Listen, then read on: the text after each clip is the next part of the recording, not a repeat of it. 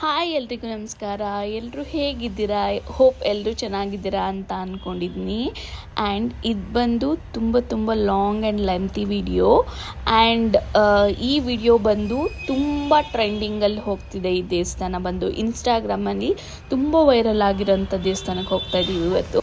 And ಅದು ಬಂದು ಶ್ರೀ ಬೆಟ್ಟದ ಸಿದ್ದಪ್ಪಾಜಿ ಸಿದ್ದೇಶ್ವರ ಟೆಂಪಲ್ ಅಂತ ಕರೀತಾರೆ. ಸಿದ್ದೇಶ್ವರ ಟೆಂಪಲ್ ಅಂತಲೂ ತುಂಬ ಜನ ಕರೀತಾರೆ. ಇದು ಬಂದು ರಾಮನಗರದ ಹತ್ರ ಇದೆ. ಬಂದು ಇದು just 1 hour drive from Bangalore and 109 kilometers from Mysuru. 2 hours ಮೇಲೆ ಆಗುತ್ತೆ.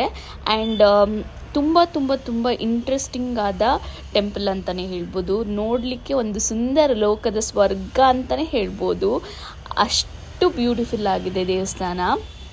ನಾವು ತಕ್ಕೊಂಡಿದ್ದೀವಿ SRS ಬೆಟ್ಟ ಅಂತಲೂ ಕೆಲವೊಬ್ಬರು ಅದ್ರ ಪಕ್ಕದಲ್ಲಿ ಹೇಳ್ತಾರೆ. ಬಟ್ ನನಗೆ ಅಷ್ಟು ಮಾಹಿತಿ ಸಿಕ್ಕಲಿಲ್ಲ ಇದ್ರ ಬಗ್ಗೆ ಮೇನ್ಲಿ. ಆ್ಯಂಡ್ ಈ ಬೆಟ್ಟ ಹತ್ಬೇಕಾದ್ರೆ ಸ್ವಲ್ಪ ಸ್ಟ್ರಗಲ್ಸ್ ಇರುತ್ತೆ. ಯಾಕಂದರೆ ಸ್ವಲ್ಪ ರೋಡ್ ಇನ್ನೂ ನೀಟಾಗಿಲ್ಲ. ಬೆಟ್ಟದ ಮೇಲೆ ಹೋಗಲಿಕ್ಕೆ ಸ್ವಲ್ಪ ಹುಷಾರಾಗಿ ಹೋಗಿ ಅಂತ ಎಲ್ರಿಗೂ ಗೈಡ್ ಮಾಡ್ತೀನಿ ನಾನು. ನನ್ನ ಎಕ್ಸ್ಪೀರಿಯನ್ಸ್ನ ನಿಮ್ಮ ಜೊತೆ ಶೇರ್ ಮಾಡ್ಕೊತಾ ಇದ್ದೀನಿ. ಬೆಟ್ಟದ ಮೇಲೆ ಹೋಗ್ಬೇಕಾದ್ರೆ ಆ್ಯಕ್ಚುಲಿ ನಾವು ಕಾರ್ನ ಸ್ಟಾಪ್ ಮಾಡಿ ಸೊ ವಿ ಟುಕ್ ಆ್ಯನ್ ಆಟೋದಲ್ಲಿ ಹೊರಟ್ವಿ. ಆ್ಯಂಡ್ ಇದೇ ನೋಡಿ ಬೆಟ್ಟದ ಸಿದ್ದಪ್ಪಾಜಿ ಸಿದ್ದೇಶ್ವರ ಟೆಂಪಲ್.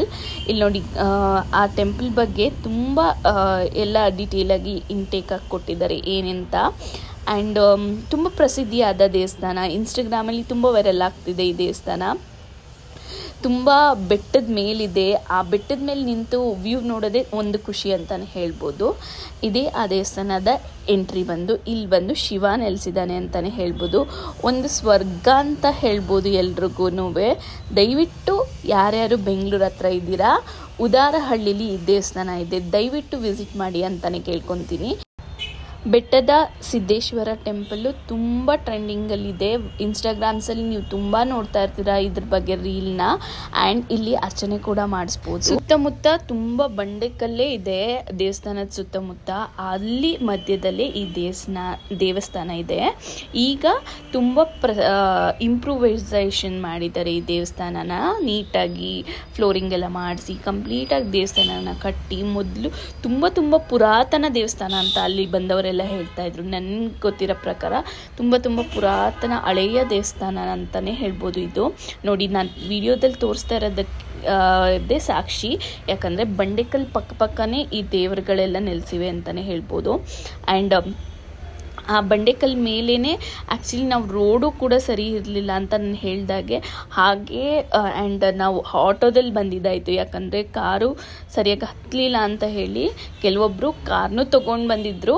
ಬಟ್ ಒಬ್ರೊಬ್ರು ಧೈರ್ಯ ಒಂದೊಂದು ಥರ ಅಂತ ಹೇಳ್ಬೋದು. ಆ್ಯಂಡ್ ಬಸವ ಕೂಡ ಇತ್ತು ಅಲ್ಲಿ. ಬಸವನ ಆಶೀರ್ವಾದ ತಗೊಂಡು ನಾವು ಅಲ್ಲಿಂದ ಮುಂದೆ ಹೋದರೆ this is the most trending viral video in the Instagram ಅಂತಲೇ ಹೇಳ್ಬೋದು. ನೋಡ್ರಿ ಎಷ್ಟು ಸುಂದರವಾಗಿದೆ. ಸುತ್ತ ನೀರು, ಅದರ ಮಧ್ಯ ಅರಳಿದ ಕಮಲ, ಅದರ ಮಧ್ಯ ಶಿವ, ಎಷ್ಟು ಅದ್ಭುತವಾಗಿದೆ ಅಂತ ಹೇಳ್ಬೋದು. ಇಲ್ಲಿ ನೋಡಿದ್ರೆ ಈ ಕಡೆ ನಂದಿ ಇದೆ. ಸುತ್ತ ಪುಟ್ಟ ಲಿಂಗಗಳನ್ನ ಜೋಡಿಸಿ ಮಧ್ಯದಲ್ಲಿ ನೀರು ಬರೋ ಥರ ಮಾಡಿ ಸುಂದರವಾಗಿ ಅದ್ಭುತವಾಗಿ ನೋಡಲಿಕ್ಕೆ 2 ಕಣ್ಣು ಸಾಲಲ್ಲ ಅಂತಲೇ ಹೇಳ್ಬೋದು ಈ ದೇವಸ್ಥಾನನ. ಮೋಸ್ಟ್ ಏನಂದರೆ ತುಂಬ ಈ ದೇವಸ್ಥಾನದಲ್ಲಿ ಅಟ್ರಾಕ್ಟಿಂಗ್ ಥಿಂಗ್ ಅಂದರೆ ಇದೇನೆ. ಈ ಶಿವನ ಸುತ್ತ ಮಾಡಿದಾರಲ್ಲ ಅಟ್ರಾಕ್ಟಿವ್. ಎಲ್ಲ ಕಡೆ ಕೂಡ ಪರ್ಪಲ್ ಇರ್ಬೋದು, ವೈಟ್ ಇರ್ಬೋದು, ಪಿಂಕ್ ಇರ್ಬೋದು, ಕಮಲಗಳ ಹರಳಿದ್ವು. ಲಿಂಗ ಇದೆ ರೀ. ತುಂಬ ಚೆನ್ನಾಗಿದೆ. ದಯವಿಟ್ಟು ಒಂದ್ಸತಿ ವಿಸಿಟ್ ಮಾಡಿ. ಆ ಮೋಡಕ್ಕೂ ಆ ಪಿಕ್ಚರ್ಗೂ ತುಂಬ ಅದ್ಭುತವಾಗಿ ಕಾಣಿಸ್ತಾ ಇತ್ತು ಲಿಂಗ ಮಾತ್ರ.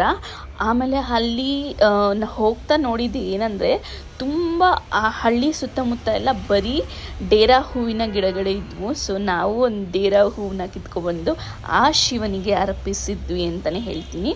ಆ್ಯಂಡ್ ಕರೆಂಟ್ ಇರಲಿಲ್ಲ. ಕರೆಂಟ್ ಬಂದಿದ ತಕ್ಷಣ ಆ ಶಿವನ ತಲೆಯಿಂದ ನೀರು ಬರೋಕ್ಕೆ ಸ್ಟಾರ್ಟ್ ಆಯಿತು. ಆ್ಯಂಡ್ ಇಲ್ಲಿ ನಂದಿ ಬಾಯಿಂದನೂ ನೀರು ಬರೋಕ್ಕೆ ಸ್ಟಾರ್ಟ್ ಆಯಿತು.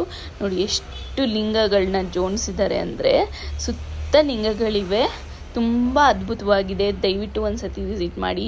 ನೀವು ನಿಮ್ಮ ಮಕ್ಕಳು ಎಲ್ಲರೂ ಪ್ರತಿಯೊಬ್ಬರು ಖುಷಿ ಪಡ್ತೀರಾ. ತುಂಬ ಕಮಲಗಳು, ತುಂಬ ಹೂಗಳು ಹರಳಿದ್ದು ನೋಡಿ. ನಾನು ಆದಷ್ಟು ವಿಡಿಯೋದಲ್ಲಿ ತೋರಿಸಿದ್ದೀನಿ. ಎಷ್ಟು ಆಗುತ್ತೋ ಅಷ್ಟು ಕ್ಲಿಯರಾಗಿ ನಿಮ್ಗೆ ತೋರಿಸೋಕ್ಕೆ ಟ್ರೈ ಮಾಡಿದ್ದೀನಿ.